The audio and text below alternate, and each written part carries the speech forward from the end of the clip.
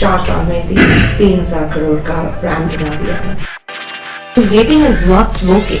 The common theme we have found is the learning mindset, is the desire to stay and play. मेहनत करने की जरूरत ही नहीं है. I think that was learned for me. I'm a little jealous of what you guys had. It's a cross to it. And one of the things he said that really sticks with me, this story is worth telling. Now women are buying for themselves and not being apologetic about it. Social media chatter and the clutter. While that's a great blessing, it's also a bane, right? Why would they trust you? It's because those people that they look up to, those people that they trust, they endorse you. And I come back and like an idiot and go and get that brand. That's where it ends and doesn't turn into an epidemic. The fuck does that mean, dude? I don't know what that says about me, but yeah.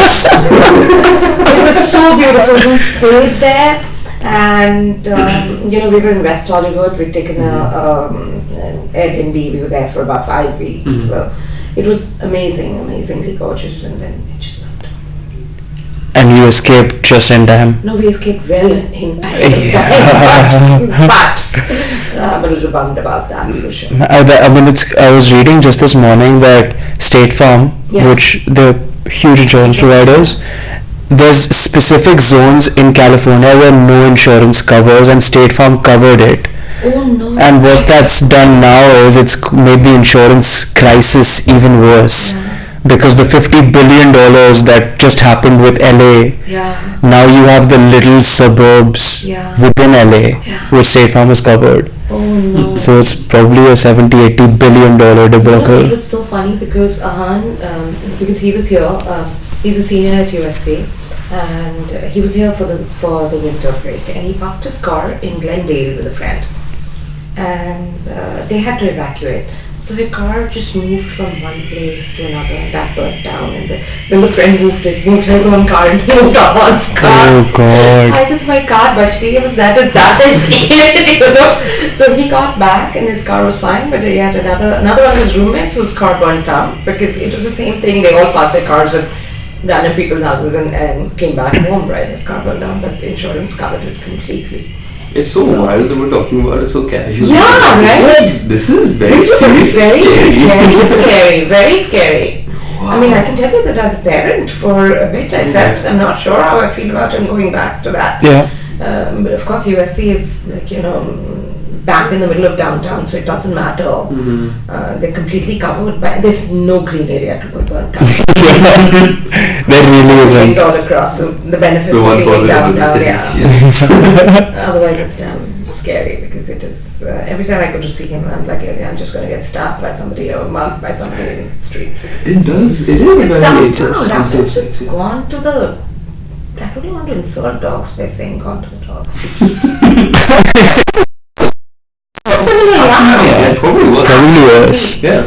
We moved to SF in 99, and we were in downtown for a brief period of time. And I have to say that at that time, it was not the safest place, but it had a bit of the excitement that New York has. There were fun places to go to, etc. And I'm sure there are fun places to go to even now. But it just feels like California has lost its spunk.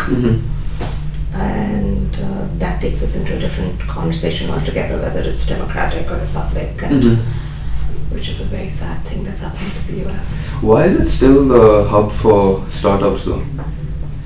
I just think it is It is so deeply ingrained. osmosis. Yeah.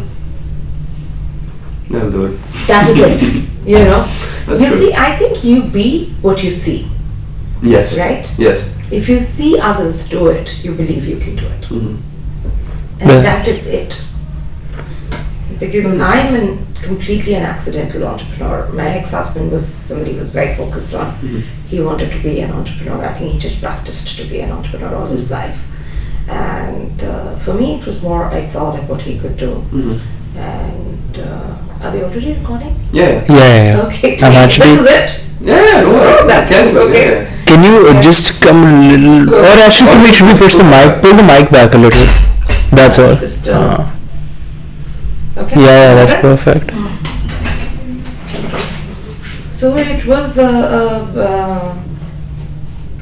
forgot. Yeah. So he always wanted to be an entrepreneur. And then we moved to the Bay Area. I remember when we moved there in '99, he went there for his summer internship. I was yet to start business school. And it was so funny because we met certain people. He was interning with, he did 2 internships, and he was interning with one Indian company run by Indians. And we met Sabir Bhatia at that time. And he'd sold his company for 400 million, like 2 months ago or something like that. And we went to his house. This is north of the Golden Gate Bridge and Sausalito, all that area, Turon, and lovely grand house, and he had a Ferrari. And I think for me, I grew up in the army, a very similar background to your parents, and I was like, how is it possible? Because it's just the guy is, however old he was, definitely not old enough to have a damn nice house and everything else. And I think that's how you learn as well, right? You see people be able to do it, and you realize कि ऐसा तो है नहीं कि बस वहाँ से टपके. That's right. पैदा तो वही है. So it's possible to do it. It's interesting you say accidental entrepreneur, because that is one thing I wanted to talk to you about. As you said, you had that army background, and then when you went to the States, you were applying to schools, and you didn't think you'd get into the best schools, and then after that you were looking at these jobs at Goldman Sachs because of how much they paid, and you again thought, oh, will they hire me because it's generally white men in this industry, all that kind of stuff. And so it was all white men. Yes, it's like, I mean, the first time I walked in, I was like, I have no idea how I belong here. Still heavily dominated by exactly that. It absolutely, yeah. And so you had that lack of self-confidence at some level, and that also somewhat plays into your ambition, right? And so given that, would in your opinion, what does it take to be successful as an entrepreneur? Because you've the first woman entrepreneur to also hit the unicorn club. That's huge. And generally when you talk to anyone in their 20s, their idea of what it takes to be successful is you have to start very early, you have to have the right mindset, you have to have that ambition. Accidentally nothing will happen, but accidentally things can happen. And so what is truly required, like what is important? So I think one of the most important things is a growth mindset. The ability to learn. And I think that if I were to point out what is my biggest strength, it is that if I see somebody else do it, हो जाएगा, कर लूँगी मैं भी. There are moments of self-doubt, there are moments of underconfidence, but they don't keep me down for too long. I think that is the most important thing. The other thing that is really, really critical is that, and I've seen multiple careers, multiple stages of professional success and professional downfall, both of them. But I can tell you that life gives you many, many, many chances. The way I explain it to my team is that you have just one job. Don't die. That's it. And don't die can be literally, figuratively, in every way. If you're out of the race, then you're fucking out of the race, guys. फिर तो खत्म ही है ना. फिर तो क्या ही कर सकते हो. The most important thing is that you continue to be in play. And literally, I think that is the only truth in life. Success comes to those who are constantly in play. There are many words for it. He's a hustler, she's a hustler, is constantly hustling, constantly trying to figure out, has tried so many things, it's not worked. Success is never overnight. Sometimes it is, and then replicating that success is never overnight. It really is. Yeah. I mean, right now in India, the biggest conversation that's going on is the minimalist success story, right? I don't know if there's a company that's sold there. It's a beauty company, and they just got sold for 3,000 crores to HUL. Okay. So Unilever bought it, and this is the first time Unilever has completely bought out a brand from India. and amazing brand these guys have built out. Minimalist, it's called Minimalist. And great story. They started in 2019 or 2020. 4 साल में 3,000 crore का brand बना दिया, and it's sold, and 2 young brothers who've done this. But what you miss is they started in 2008. They built one company, didn't work. Built another brand, didn't work. This was the 3rd gig they were at. So it is an overnight success that's decades in the making. Yeah. And it really is. Because what happens is that and I feel that I don't think I saw it that way either. When I was your age, definitely not. I think because it's so far ahead. But even in my, late 20s or early 30s, there's so many times I felt like, the ship has sailed. Up the push and all of that story. But I do feel that life gives you many, many, many chances. Till you say you're going to get out, then you are out. But till then, keep trying. It'll work. There's something to be said also about the power of your mind, right? But that is not always given, that's earned. Yeah. And being an entrepreneur and having built what you have, and also plenty other entrepreneurs we've spoken to, is the common theme we have found is the learning mindset, is the desire to stay in play, and to just keep walking the walk and talking the talk. That mindset for you, is it rooted in growing up in an army household, or is that something that you built for yourself with what you saw? I think some of it I'm blessed with, for sure. There's that whole conversation about nature versus nurture as well, right? How much of it is stuff that you can imbibe, and how much of it is what you're actually just born with.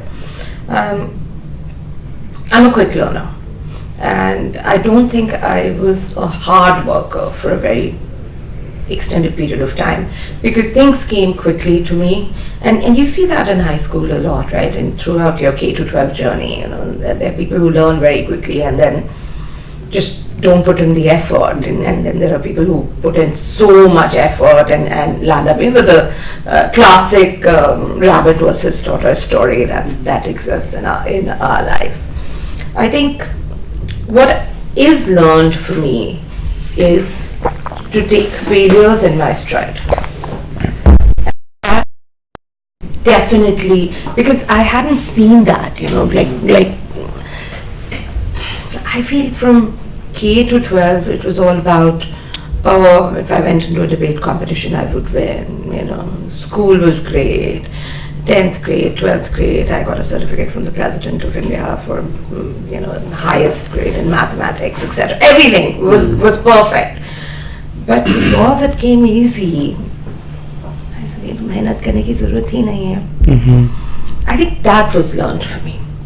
So if I've had moments in life where, life has pushed me off the cliff, and when life pushes you off the cliff, I think to have that mindset or that energy to kind of climb back up is very difficult, and that is definitely learned. And I do think some part of it is in my growing up, because in the army you're moving every 2 years, if not more, and you have to make a whole new set of friends all the time, so you have to be on your toes. I'm a little jealous of what you guys have, years of being together. I also think social media has made it easy. For us, it used to be the care of 56 APO address. That means nobody knew where you were, and people would send you, letters to each other, and a very different era, of course. But I do think it is the ability to stand back up on your feet. That's the most important one. I like that you said, I'm similar in that way, that things, like I'm a quick learner, so things generally, at least in school, they came a lot easier. But then as you grow older, people get more specialized, people really work on that craft, things don't come easy anymore. And so that hard work is definitely... It's a curse, dude. I don't think it's a curse, you can. And what I found works for me is I have sprints of very hard work. Like I'll work a good 12, 16 hours a day. And then for a month or two, I won't do anything. Literally nothing. And then I'll go back and I'll do, another sprint of work, and then I'll do nothing again. And so I feel like that weird type of consistency, where like the inconsistent consistency is what helps me stay in play. And it can be a curse. But again, like if things didn't come to me easily, right, that growth curve for me would be probably less steep. And I would say that's a curse. And so I guess I think a little bit of both. I think a little bit of both. I do think that when I talk about all the companies that I've worked with straight out of business school, even prior to business school, all of that, it was all best in breed companies. Goldman Sachs, I decided I wanted to, asset management, I wanted to do something more to do with the consumer. I went to Nordstrom. Nordstrom was number one at that time in the entire department store stage and category. And, I'd go in, I'd interview, I'd get the job. It was easy. I mean, not to undermine anything, but I knew what was needed for that particular aspect. But I think when I would start work, I went in and I did learn this in both the companies, and learned it the hard way actually, because I went in with a certain sense of entitlement. Okay, method. MBA I've done my MBA from a great school, and I know everything there is to know. And you slowly realize that no, dude, you have to start from the bottom of the totem pole completely. It doesn't matter what you know, you're not going to go present the strategy. You are not. You're still going to clean up the PowerPoint, and it really hurt me. I was like, damn, I'm not going to do this. At Nordstrom, actually, I had a very, very interesting story. So I was in the strategic planning division. That means that we worked with the CEO's office, and we had our IP lawyer and our paralegal. Both of them got pregnant at the same time, and they were both out for maternity. So my boss put me in charge, and why the fuck am I doing a paralegal's job? It's just it was the worst mindset I could have had. The worst. I'm sitting there, I'm 24, I'm like all gung-ho, I have the best resume, and I'm doing a paralegal's job. Why am I doing this? It is such a downfall, and I think I went in with such a bad mindset, such a bad attitude. If I hire somebody with that attitude or mindset, I think attitude more than the mindset, I would say, I would not keep them on for more than a week, where I am in my life right now. But I think what worked was that I had the ability to listen. The ability to listen and read the room. I realized that was an important job, because we were building out our entire private label portfolio at that time, and they wanted to secure all the names and secure all the IP before they kind of went in. And if you don't have an IP, if you can't secure it, you can't move forward. So for my boss, she's putting one of her good people in to make sure that the base is covered. For me, I was like, damn, and I think you don't have the vision to be able to see that at a certain age, right? So there are so many learnings, and I feel that post that, any kind of whatever the job is, I try to do it the best. I also think that what happened, like I think in India, we're also taught that, right? That we're also a very different generation. We're the generation where you went into the government jobs were great, the forge was great, that's the army for, that's a great place to be, etc., etc. And तेरा गिर रहा है क्या, कि are you indicating to me कि ऊपर करूँ? नहीं नहीं बस पक्का ना.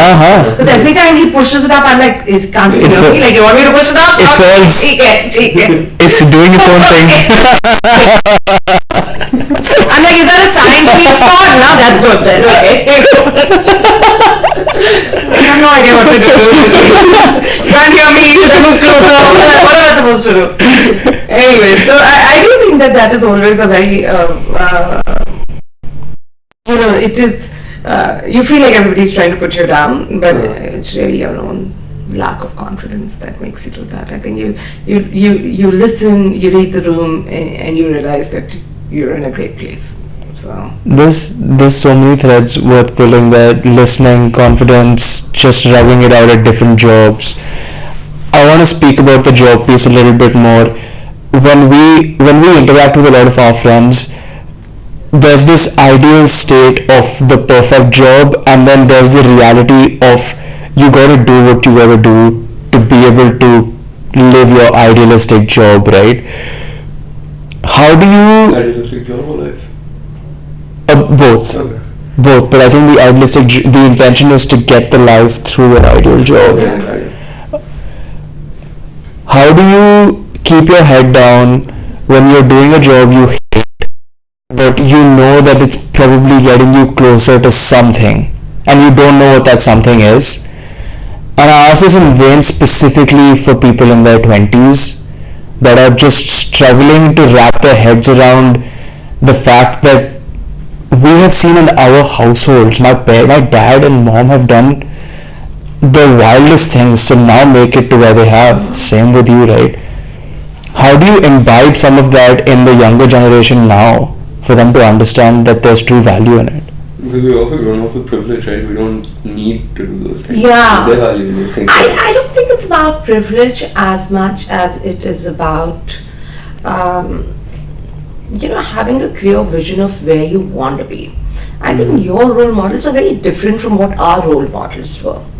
For us, it was a way out of a country in certain senses, a family, or a way to the top. And we had seen everybody I knew, who was successful was either doing really well in advertising, was doing really well, if somebody was an MD or a VP, damn, they had arrived and how. Yeah. I didn't know anybody who was doing a startup ka to concept hi nahi tha, but I definitely didn't know anybody who was running their own business and was a role model, Of course there was and I don't know if you guys have ever heard that, but they used to be saying in our house, it used to be, I'll ask my mom, can I get some money, I want to do this, hum Tata Birla nahi hai.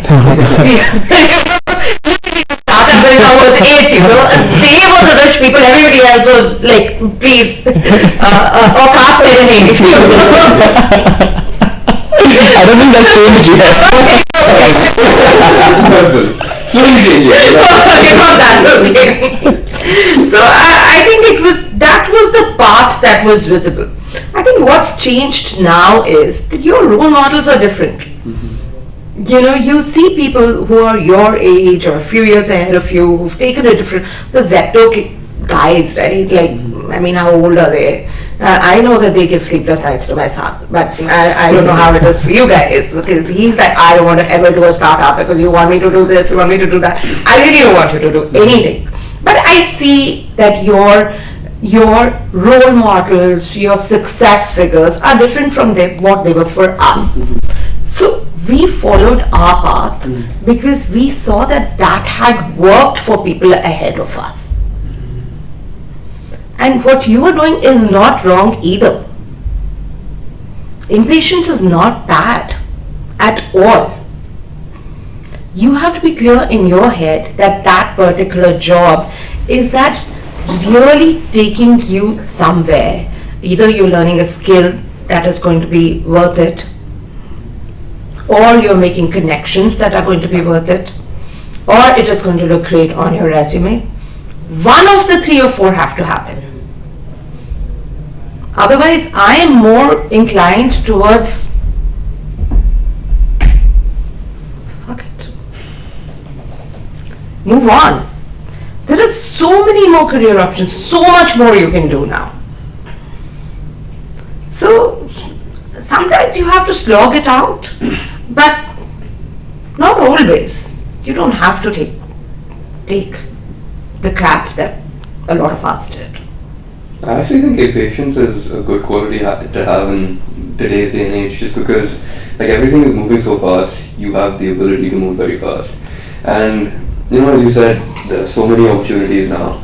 If you're someone who can pick things up really quickly, there's no reason for you to do something that you're not very interested in, because A, you won't be very good at something you're not interested in, and B, there is an opportunity for you to do something that you're interested in just because of everything that's going on in the world now. Yeah. And so you may as well pivot into that. Yeah. You'll do better. Your impatience will make you push your boundaries a lot harder. And so I think the chance for either revolutionizing an industry or just general success is a lot higher. Yeah. And I think people, that impatient shift, I'm sure, like like a generation ago, that would have been bad. My dad thinks it's really bad because, again, similar story. He was at one company for good 20 years. Yeah. And that's not something I can really imagine anymore unless I have built a company and it's my thing. Yeah. 20 years at one place, it just seems like it's like stagnation, Yeah. And so, it's that mindset has definitely changed. But if you're in the same place for 20 years and you've grown rapidly through it, then you've done a bunch of different stuff. Yeah. So I think that is that. So impatience is not bad. Bored. देखो वो bad word. That's where the generation change comes in. That's a bad word for sure. I think impatience is not bad at all. Mm-hmm. But there is a lot of merit to consistency, to persistence, to resilience, because life is not always easy. And when I say, going back to Ron's question, right, you're there and you feel it's tedious and it's not getting you anywhere, to chhod do, bilkul, be impatient. But if you have a vision that I'm going to be here for 2 years, I'm going to make these connects, this is what I'm going to learn, and this is how it's going to help me move on to my next stage, then please persist through some of the negativity, because there's no perfection in life. There is no perfection in life. Finding the perfect job does not exist. It really does not.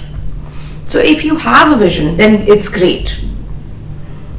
But otherwise, it's fine to fail fast. It's absolutely fine to fail fast.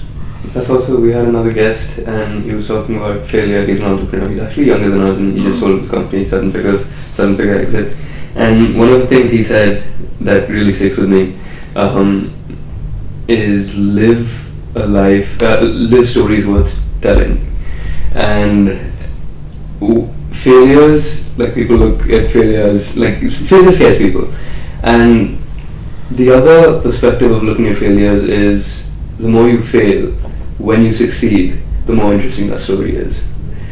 And it's you learn a lot more from failures as well. And so that's definitely something you shouldn't shy away from. Your growth trajectory there is significantly higher. Your hunger grows. And you appreciate success more. Agree completely with the fail fast thing. I think stories worth telling, live a life with stories worth telling, is a very personal perspective.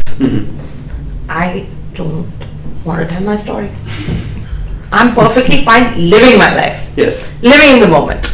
And I'm saying this at this point, maybe another 5 years I want to write a book, maybe.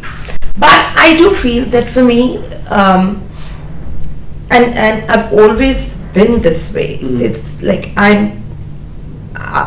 privacy is really important for me. And you don't have what I enjoy, just live it.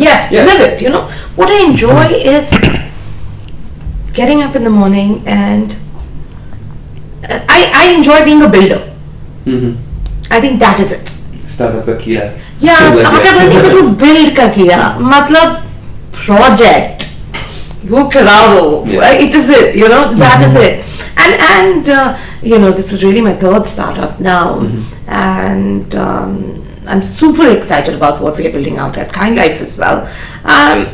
But I feel like even for ShopClues, I felt like I was going into it with my eyes open, but it just, things that were thrown at us were not things that we were prepared for at all. And I'm seeing that again now.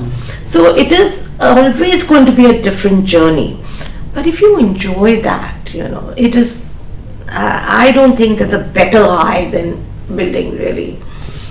And lots of respect for people who build within a company as well, because so many times it is, actually, India is a great story right now, because whether you're building in corporate, or you're building a startup, or you're building in the government, everything is kind of being built from scratch right now. Yeah. So it is an exciting place to be anyways. And that's a sign, you guys. New York choro, Toronto choro, Wapas choro. That's it. Take us back to some of those earlier moments in your startup journey where shit was hard, shit was new, you had no clue how to solve problems, you said things were thrown at you that you did not anticipate. Yeah. Take us to some of those early moments and how you learned to be resilient through those. And are you seeing a lot of that replicate itself now in your current life journey, and how you've changed your entire mindset shift to dealing with that now? I think when we started ShopClues, right, we all moved back from the US. We'd had long careers in the US, and we said, okay, we're going to move back and build this out. My then husband, and I briefly talked about him earlier as well, he was like, oh, we've got to go back, because he was an equity research analyst and he was covering India and very excited about what can be done in India, and my experience was all in retail. So we said, okay, we're going to come back and build something in India, because India was ripe for it at that time. We thought that we'll come in, we'll start a company, and we'll be a little bit like the hockey, the Indian hockey stick, the field hockey stick, thoda upar niche hoga, and then it'll be up. And it landed up being more like a Canadian hockey stick, flat. And then it went up. And when it went up, these were external catalysts, the macro environment. This was when Geo came in, data became cheaper, etc., right? India was dragged into the digital world with the Jan Trinity, Jandhan, Aadhaar Trinity. Everybody needed an Aadhaar. And before that, people were not willing to be part of the digital economy. Ahead of time for you guys, but it was only COD, and nobody would place an order because their name was out in the digital ecosystem. But even worse than that, people didn't have access to internet. We leapfrogged the entire internet at home era in India completely, and this device changed everything. It completely changed life, right? Everybody went online through the phones. And in the US, it was a very different, US, China, everywhere. It was your PC at home that was connected to the internet first. The modem was there. India, it was a very small percentage of people who had that. Everybody encountered internet for the first time through the device. And I feel that it didn't, nearly all startups, it takes a couple of years. There are, of course, some of the lucky ones out there who are, again, overnight success, 10 years in the making. Everybody should remember that always. But the fact is that the first, I would say, 2 years, it felt like, did we make the right move? And because it wasn't happening at the speed we expected it to happen. But when it did, it changed completely. Sandeep had to step out of the company in year 2.5, 3. And I think post that, it was even more crazy, because we nearly ran out of money in year 3.5, 4.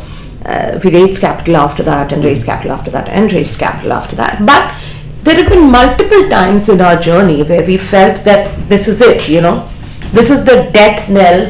This is the death knell of the company, and I feel that we go through part of that at Kind Life as well, and that's why I always say, bas marna nahi, don't die.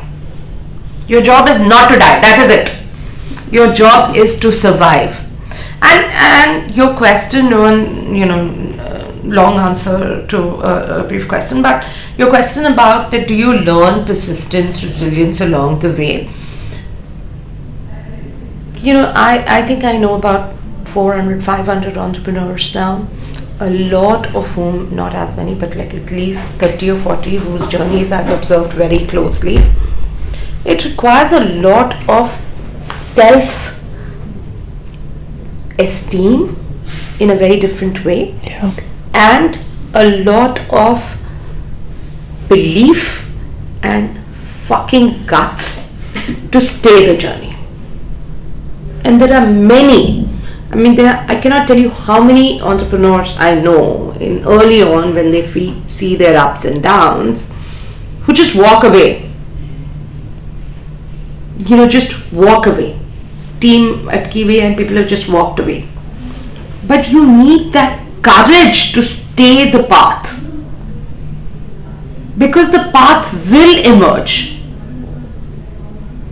Because we are all smart enough to figure out that we've hit a dead end, but look, there's that little street that's going that way. Let's turn there and let's figure out what happens in that direction. And when things are the worst is when everybody will doubt you.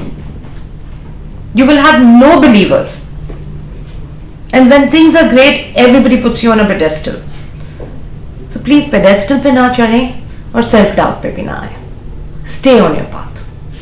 And whether you look at, I know you guys have already spoken to Deep as well, but even part of his journey was he was almost very tough. 4 times. Yeah. 4 times. And look at where the Big Metro stock is, trading now. Yes. It is amazing. Yeah. It's amazing. Like at Kind Life as well, it's been a journey. We started off thinking we wanted to build the Whole Foods of India, but quickly realized that India is not. If you want to build out a large company, that's not where the path is going to lead, and maybe we're a few years ahead for that. And we realized that one of the categories that was working very well for us was Korean beauty.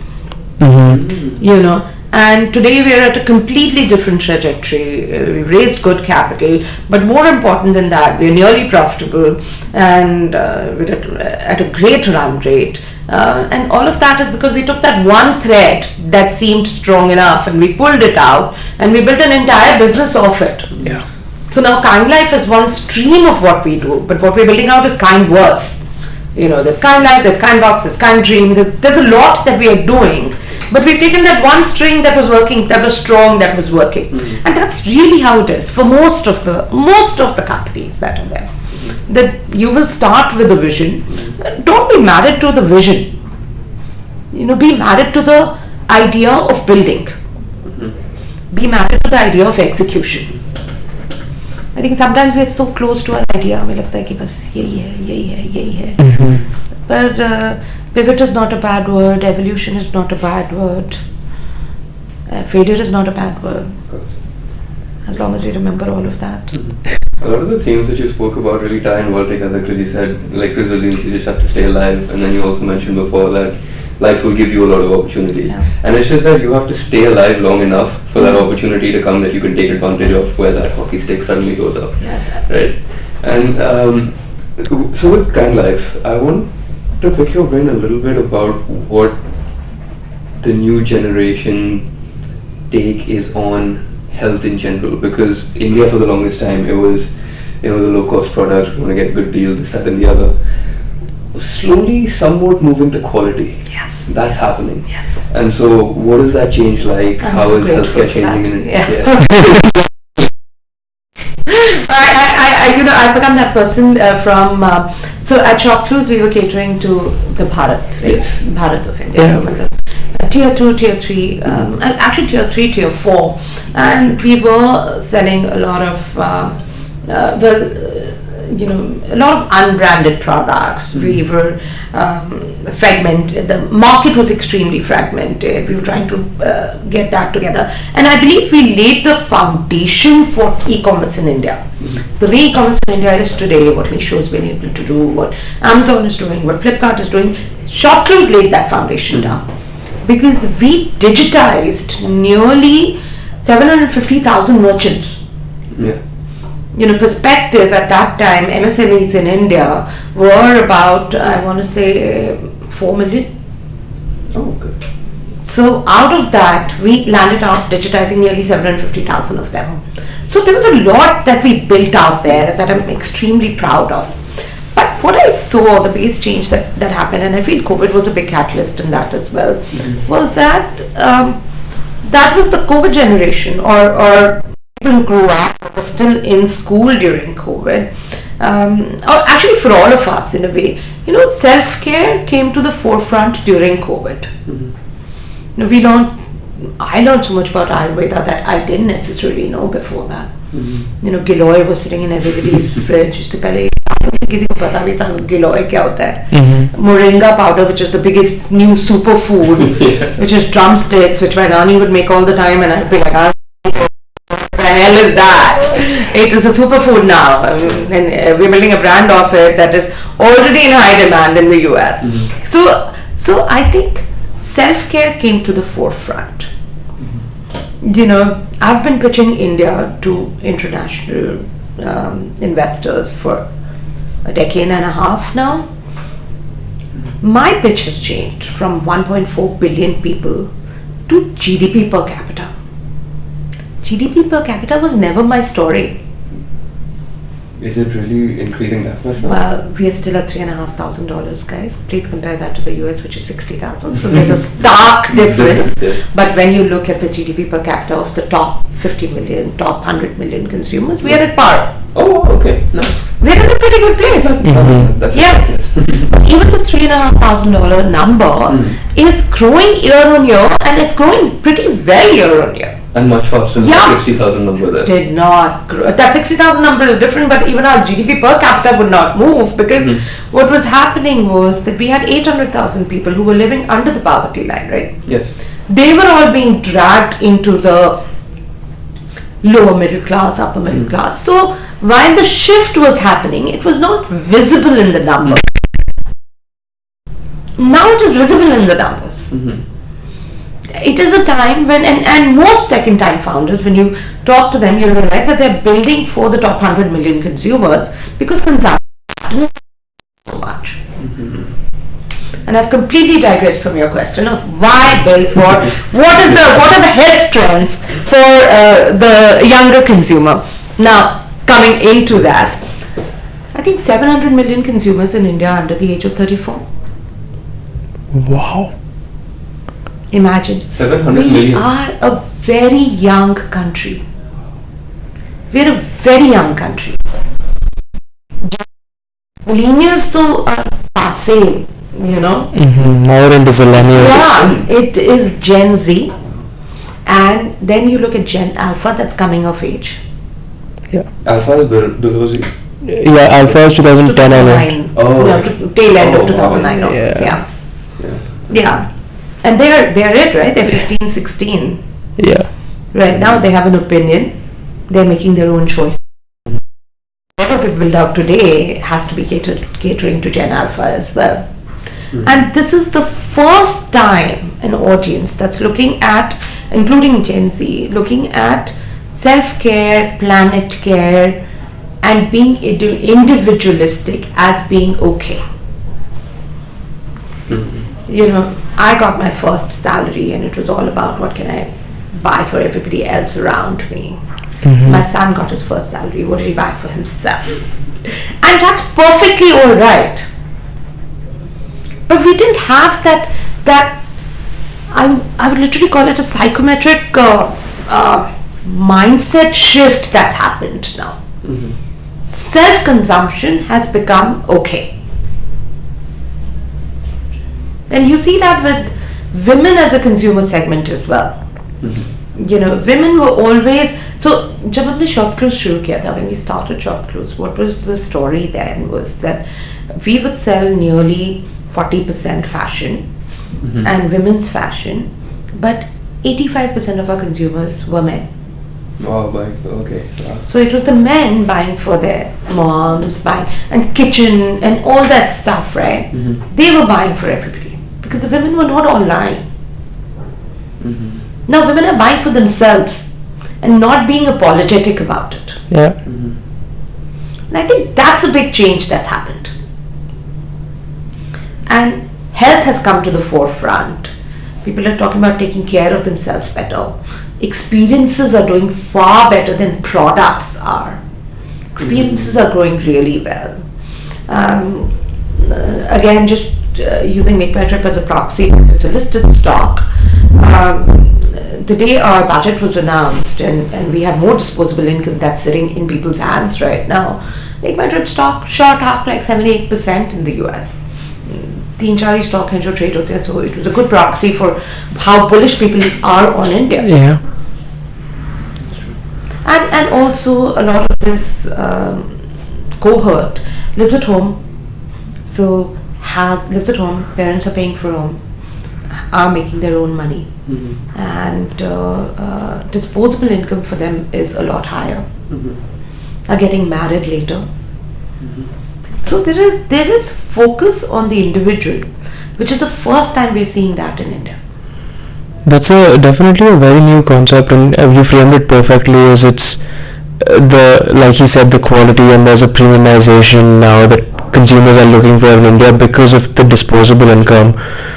With health in India, there's never been a push towards it. Yes. It's just been this massive black box of how does an Indian get healthy. Because growing up in India, you're having ghee and probably like ghar ka khana is health, but when you're building it Kind Life, you're showing them that there's more to health and it's much more holistic than just what you have seen.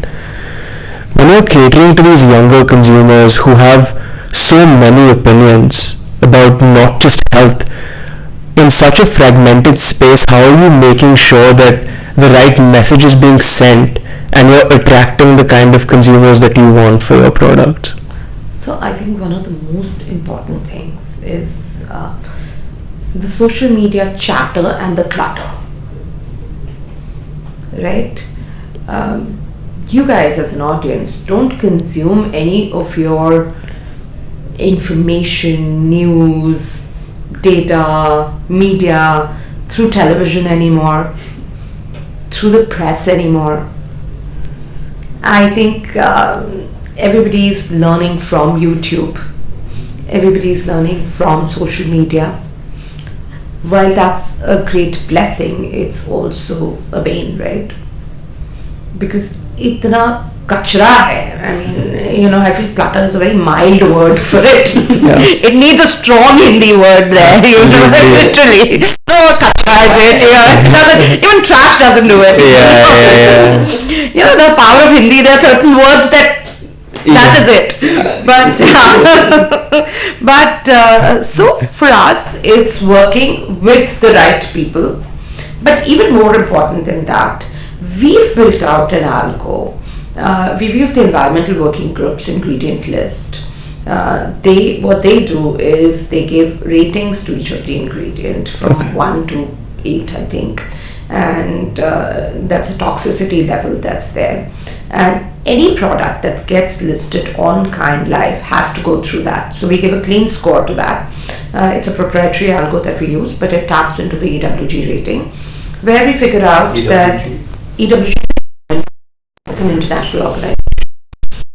I don't know if their funding will continue with Mr. Trump around, but it's a great organization. They're doing a great job there. And so what we do is we figure out that is this the right, so we will not list any product on our platform where there is a toxicity level that is higher than, so 8 is the best, 1 is the worst, so anything that's lower than 6 is not listed on the product, on the platform at all. So we do our own research, we run the product through our own algo, but we are still relying on FSI to make sure that the ingredient list is right and they've tested it, etc. Right. Because it is difficult to test each and every product. We do a second level of testing where we also look at other certification that is there, and we look at is there a plant-based certification that's been given, are there other certifications that the brand has applied for, and we make sure that that shows up right there for the product as well. But I think the most important thing out of all of this lands up being that is the brand reliable, are the ingredients safe, and finally, what are the users saying about it? And within the users, the influencers, and that's where you pick the right influencers. Pick somebody either with a medical degree, you pick somebody with a nutrition degree, you pick someone who has the voice and the education to speak about it. Right. Because my biggest worry always is somebody popping up and saying कि ये सब बकवास है because मैंने अपने home lab में test किया है, which also pops up all the time. You said something really interesting about influencers, which is that the micro influencers, the highly specialized influencers, are gonna garner you a lot more of that influence you're seeking. Yes. Versus the presently existing macro influencer space, just because there's so much of that. Yes. A macro influencer will come and say मैंने घर के lab में test किया, कुछ फट गया, so now this product is null and void. I think it's also because, like, when it comes, as you said, social media, there's information everywhere, right? What works with the masses now is reputation. And how do you build reputation? You got to get people to trust you. And why would they trust you? It's because those people that they look up to, those people that they trust, they endorse you. And so that micro-influencer era is also... For us, an influencer who talks solely about sun care. Sun care? Sun care. That's it? That is it. Wow. She talks about sunscreen, she talks about, UV block filters and there's enough content just around that. It is the fastest growing category in India. Sun care. Sunscreen, filters, all of that. Where are we living, man? That's amazing. It is amazing. That's amazing. So she talks about it, her audience goes in, it sells out. She talks about a product and it sells out. Wow. That niche. So that niche is where we go. Mm-hmm. The smaller nutritionists, dietitians, they have a significant circle of influence. Right. And it is like, visually, if you want to imagine it might be a smaller circle of influence, but it is so dense that it works. I said Kind Life, I've spoken to every founder that's out there who runs a protein brand, etc. I go to my functional doctor or my nutritionist and she tells me, take this brand. And I come back and like an idiot and go and get that brand. That is it. Because she told me and I trust her. Yep. That is it. Influence is very personal. Like you have to build trust, whether it's going to a physical nutritionist or watching a video. You have to first be able to build the trust and understand that there's some kind of evidence behind the words that they're saying. Absolutely. And I also feel that there needs to be a little bit more a little bit more of a screening to the kind of people we listen to. In some of the top nutrition speakers in our country, people who talk about nutrition, talk about dietitians, they're not. They've done nothing in that Mom case. needs to hear this. Thank you. Nothing. Thank you, Auntie. Nothing. Really. Yes. Just ask for their degree. What do you have a degree? Do you have a degree in Ayurveda and you're talking about nutrition and calling yourself a nutritionist? Yeah. That's not how it works, right? I really want to talk about that more because you're gonna get into a lot of trouble because that's a big problem. I mean, it's not just about having a degree or not. It's more we live in. There's this concept of epidemiology, which is just lack of evidence-based information, and you're on a dinner table conversation and someone's like, well, you shouldn't have this food because XYZ, and I'm like, where's the evidence? What do you know? That's very... 100%. The clutter of information becomes a problem here, and the lack thereof studying that people have done also becomes a problem because we live in a very sensationalized world. Yeah. You read a headline and you're like, oh, this is it. WhatsApp University. Exactly. You have 105 fever, put onion under your feet. No, my God. I went to my nanny and I was like, मुझे सिर में दर्द है. वो पेट पे थोड़ी हल्दी लगा दो ठीक हो जाएगा. I'm like क्यों? अरे वो मैं देख रही था YouTube सुबह, वहाँ पे सुना है मैंने. Like what do you? Yeah. It is but you know, a lot of this misinformation I feel is planned. You know, it gets out in the name of Ayurveda. But even Ayurveda doesn't say that. You know, anything flies right now. Yeah. And we are discrediting science, which has been researched and worked on for years and years and years. Yeah. That hurts me the most. That actually just pains. It's not right. And I do feel that when you are an influencer, please do dig into what have they done. If somebody is calling themselves a nutritionist, like, cannot be a medical doctor unless you've done 4 years of medical school. Similarly, to be a nutritionist, you have to go through 3 years of food and nutrition or a dietetics degree. You cannot do a 6-month course and call yourself a nutritionist. That's not how it works. Unfortunately, the rigors of that are not enforceable. But it is. No, on social media, nothing is enforceable. Nothing That's is the problem. enforceable. This is a very tangential question, but it just comes because we're talking about this. What do you think about kids vaping these days, and how that's going to impact their long-term health? Oh my God. No, one of the So, most shocking things I heard was when we visited school again, and they had signs for 6th and 7th graders, don't vape in school. 6th and 7th graders, think about that. It's a problem in 6th and 7th grade. That's 11, 12-year-olds. So I am very anti-smoke. And I vape, 100% included. I'll tell you a conversation. We've just moved into a new office as of Monday. Congratulations. Thank you. I would have loved to have this in the office, but we're still getting the walls and everything done. But so the conversation in the office is that, oh, we should put up a sign that says no vaping inside the office. So I'm like, isn't that understood that there's no vaping inside the office? And my co-founder says, no, it's actually not. Because vaping is not smoking. Yeah. But it is. So I think that lack of awareness and everything is comparative, right? But I'm not smoking. It's better than smoking. भाई तुझे पहले smoke ही नहीं करना चाहिए. Look at everybody who's been smoking. Where have they gone? Yeah. You know, so completely against that. I think India is tougher. You cannot travel with a vape, right? You can't, right? Yeah, you can.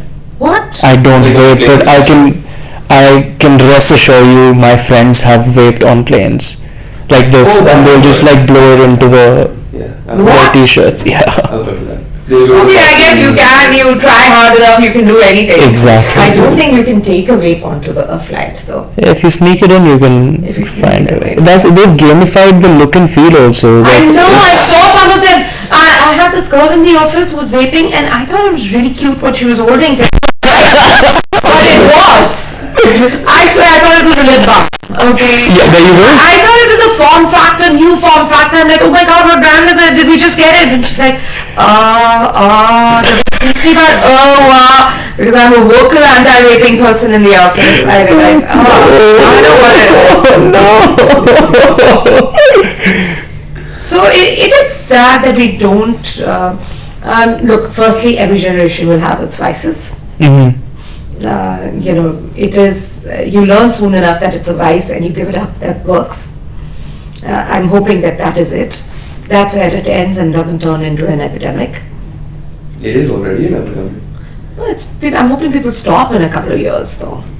Do they? Do they quit? I think the concern is actually that there's a lack of research. At least with smoking, you can do for 20 years and there's enough available research to know what's happening in your body. With a vape, you absolutely do not know. Forget the short-term health scares, the long-term health scares you can't quantify. Look, I am coming into it with the mindset that it is the same as, and it is the effects of nicotine on your body are the same that are here. Maybe it's just nicotine with a better filter. Arguably. I don't even know if that that's is true. It. Yeah, I don't even know if that's true. So in my mind, it's a form factor that's changed from stick into a device, and that is it. I don't know anything more than that to comment on it, but it's a no from me for sure. That's fascinating. I feel like I really I want to digress a little, and we were talking about this yesterday. Is what's the kind of message that we want from this episode with you? Having been an entrepreneur in India, started in 2011 is when you launched ShopClues. In historically industries which have been very male dominated, what are some of the potential challenges that you have faced navigating female entrepreneurship? It is still very male dominated, guys. I feel that I grew up in a country that was okay, let me rephrase that. Maybe not a country, but I grew up in an era that was more progressive than it is now. Yeah. More progressive. More progressive. Interesting. I feel I've regressed. Interesting. I feel that it's become tougher for women to get out. It's not safe. All of that elements are there. I feel that ambition is understated in a lot of younger women that I meet now. For us, ambition was not a bad word. It was in your face a little bit. Mm-hmm. And it continues to be.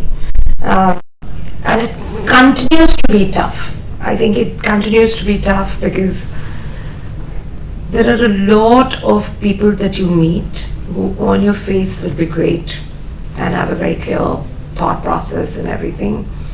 But you give them an opportunity and their thought process about how women belong in the house and how women belong in the kitchen come up very easily. Very easily. Isn't that a lot less than before now? Just anecdotally. Maybe not in the kitchen, but still in the house. Interesting. I have no data for this, but I would assume that there are significantly more women in the workforce now. Significantly more women. I don't know if there are significantly more women in the workforce. Interesting. Yeah. Okay. I don't know if that number has changed. We should pull that number out. Yeah, that would be interesting. I know it was down to 14% immediately post-COVID. It's that low? Okay, I did not know that. Yeah. I did not know that. But also, I do think that there's the whole element of how household work is not counted as a paid labor. So a lot of that element is there as well. So the data is also skewed to a certain sense. Mm-hmm. But I think thoda sa pyramid effect bhi hai. As you keep getting, as you keep climbing the next step, there are fewer of us. Just in the women entrepreneur scene, there are, I would say, 100 times more than they were in 2011 when we started. Yeah. But it's still 2% of companies founded by women get funded every year. 2% of the entire companies that get funded are founded by women. So, ठीक है, 1 से 2% हो गया है, but what is that number? It's 50% of the population, right? Why do you feel that it's that way? Look, I think it's improved because of the way we started this conversation. What you see, you can be. It started because there are role models, there are actions that have been taken, etc., etc. I think it is still low because there are unspoken biases that still exist. A lot of times when I hear women's businesses being discussed, they are expected to be lifestyle businesses, which is rather sad. Yeah. And it's so ingrained, and I feel what happens, and we are seeing some of that in the US right already, is that when the what would be the right phrase, like in the US it's become okay to say what you feel about LGBTQ, DEI, all of that, right? Because you're how do you build a culture, right? I always talk about the heroes you hold high, the actions you take, the stories you tell, and suddenly all of that has changed, right? The super boss is saying DEI hara do, kill it. So it becomes okay. Yeah, I never wanted DEI, I don't want women on my team. It's become okay to say that. Has it become okay to say that? I feel like there's a push for, at least in Canada. Maybe a different one. Okay. But if it's already happened in the US, it will filter down everywhere. Yeah. Oh, definitely. 100%. Yeah, it's happening. Entirely. Yeah. Interesting. Zuckerberg said that we need more in the company. No, he said that. What the fuck does that mean, dude? How much feminine energy did you have?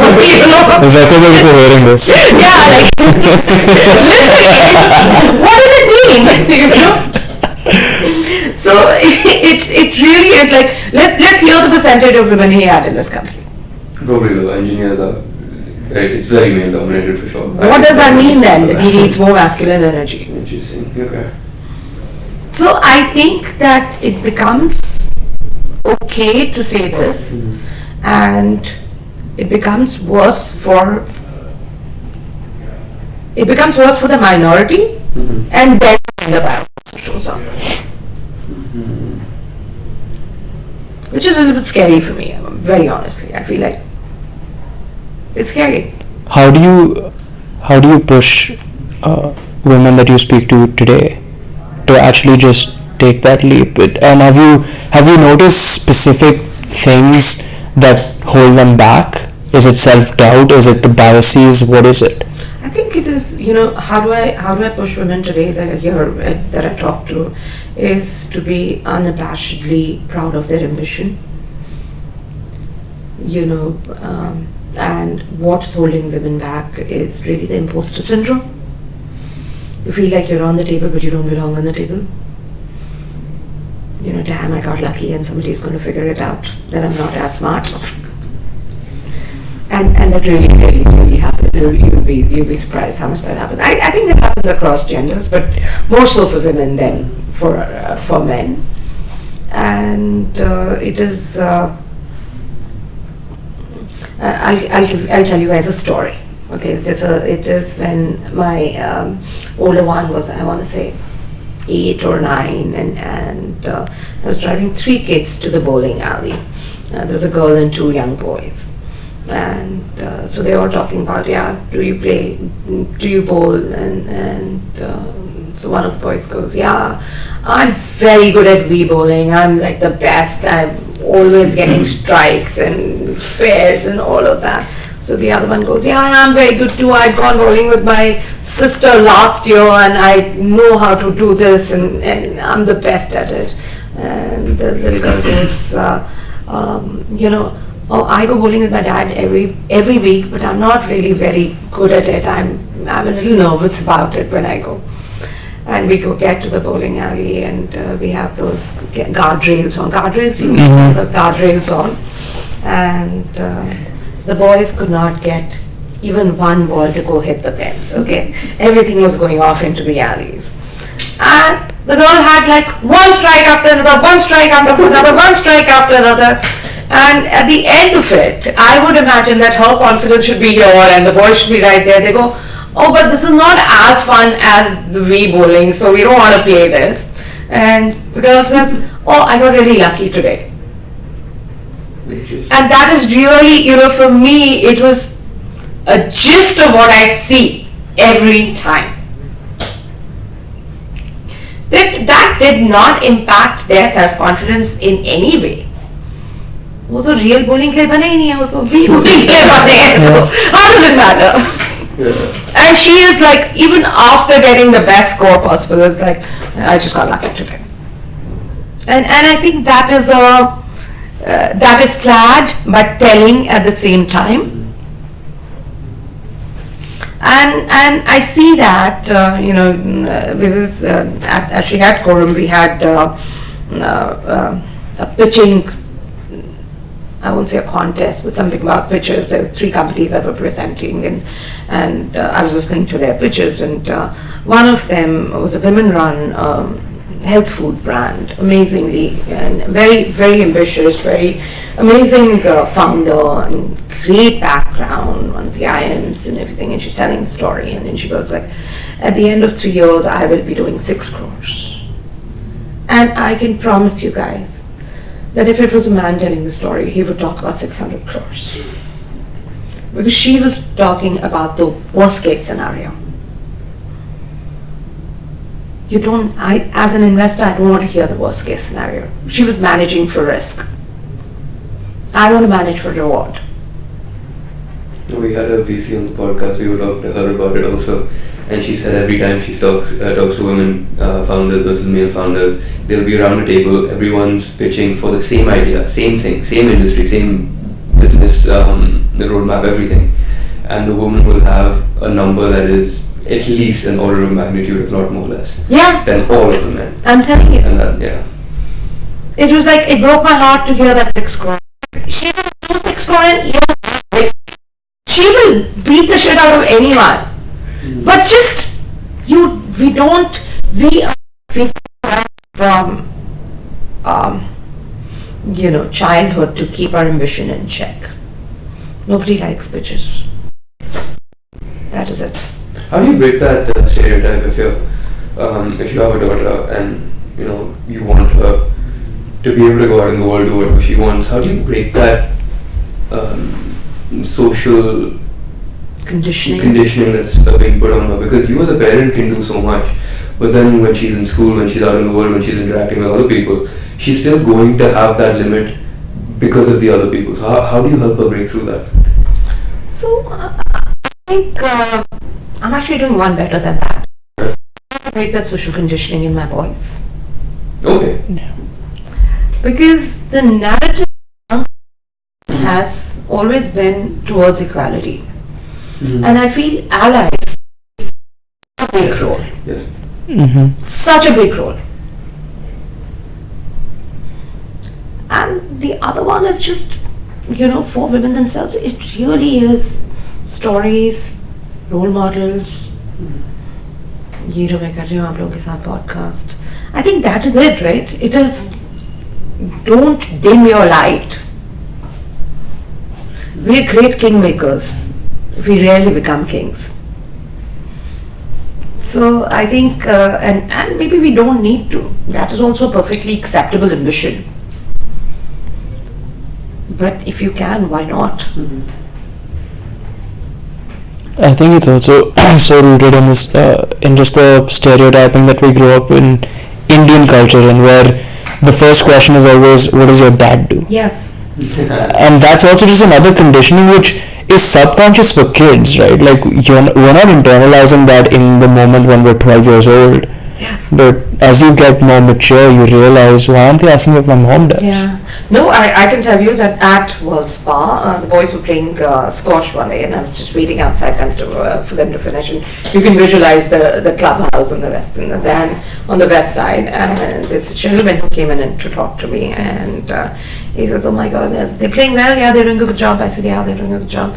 He says, "Oh," and we have this random chat about something, and then he goes, "But I really like the competition. So, what does your husband do?" How about asking what I do? You enjoyed the conversation with me.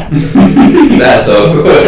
And I told him that, and he was so politic, and he's an amazing person, and I don't think he really thought it through. And he was like, "No, if you ask my wife, I'm not a chauvinist at all. If you ask my daughter, I'm not a chauvinist, they'll kill me." And I agree with all of that. Yeah. But at the end of it, his question was, what does your husband do? Mm-hmm.